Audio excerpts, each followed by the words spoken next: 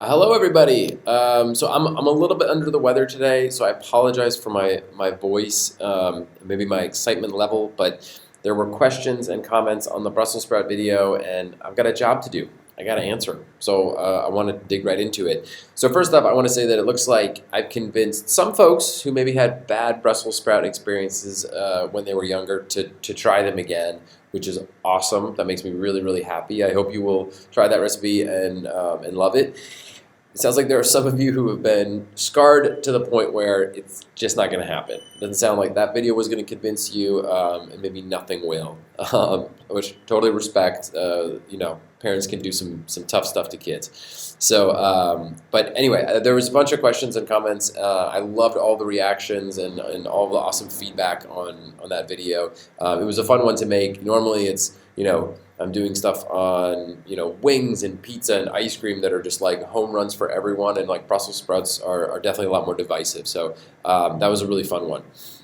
But so I wanted to dig into just a couple of questions. The first one was there were a lot of comments about bacon and like why I didn't use bacon in any of those recipes, and so we love bacon here. We love bacon and Brussels sprouts. It's an awesome combination. We thought it was really kind of fun to play around with stuff outside of that for Brussels, and so that's why we have all those really awesome combinations that Annie Petito on Cooks Illustrated put together. So those are really flavorful recipes that don't use bacon. I don't think we have meat in any of them actually, which is kind of different and interesting. That being said, there were a couple comments of like, could you or should you or I do substitute bacon fat for the oil in that recipe? And 100%, that would be an awesome thing to do. If you render, your bacon, take it out of the skillet, strain off that oil, make sure that it doesn't have any bits that will burn. That bacon fat would be fantastic as a cooking medium there. So I would highly recommend that. You could even use, 2 tablespoons of bacon fat and then fill out the rest with 3 tablespoons of oil. I think that would also be fantastic. And then if you crumbled that crispy bacon over the top at the end, that sounds good to me. I would love it with the one that has maple and sherry vinegar. I think it would be a really easy addition to that recipe. So I think that'd be awesome. Someone also asked about using clarified butter in place of the oil, and that would absolutely work. I think that would really be delicious as well. I was surprised there was a lot of comments about just butter being everyone's favorite fat to use with Brussels sprouts, which I'm not going to argue with. It sounds really great. I don't have a ton of experience using butter on Brussels. It's always been kind of oil and high heat for me, but butter makes everything better, so I totally get that. And then there were a couple of questions about just oil in general, what you should use. In that video, I was using olive oil, but you could absolutely use canola or peanut. I mean, you name it, would work pretty well there. You just want to make sure that you use enough. So the next question I wanted to address was about, do you need to peel Brussels sprouts before cooking them? There was a couple comments around that. It seemed like a pretty tedious thing. And so the way we recommend prepping Brussels sprouts is, it's not peeling necessarily, but is a little bit of prep, is to trim the very bottom of the stem end off. A lot of times it's kind of woody, or it can be even a little bit dirty, a little bit dry. So you just trim off that little bit, and in doing so, you free up the very exterior leaves. So those can be peeled away with your fingers or with a paring knife. And what's nice about that is those outer leaves are often the ones that, again, maybe a little bit dirty, but also a little bit weathered or a little bit wilted. If there's any damaged leaves, they're always those outer ones. So we trim the bottom and peel those off, and then you've got this really nice, clean, beautiful Brussels sprout on the inside.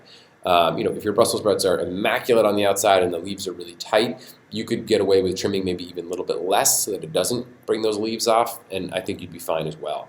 And then putting it on the end, then putting it on the trimmed end side, and then slicing down in the middle will give you that beautiful halved sprout. And then there was a question by Sonia Shapiro, who was asking if the oven method used less oil. She didn't really want to use the 5 tablespoons in the skillet method. And the answer is yes. So I will talk a little bit about the differences in those recipes. The oven roasted method is still a favorite of mine. I absolutely love it. And you can cook more at a time. It uses less oil than the skillet method. And you get something that is really delicious. So it's really nice and nutty and browned on the bottom, tender in a just kind of crisp, tender, nice way. And you can make a big platter of them, which is awesome. The skillet version for me is my favorite because you have that extra oil, you get this almost crispy fried texture on the very bottom, which for me is just unbelievable. It's such a nice contrast to the green, crisp, tender Brussels sprouts.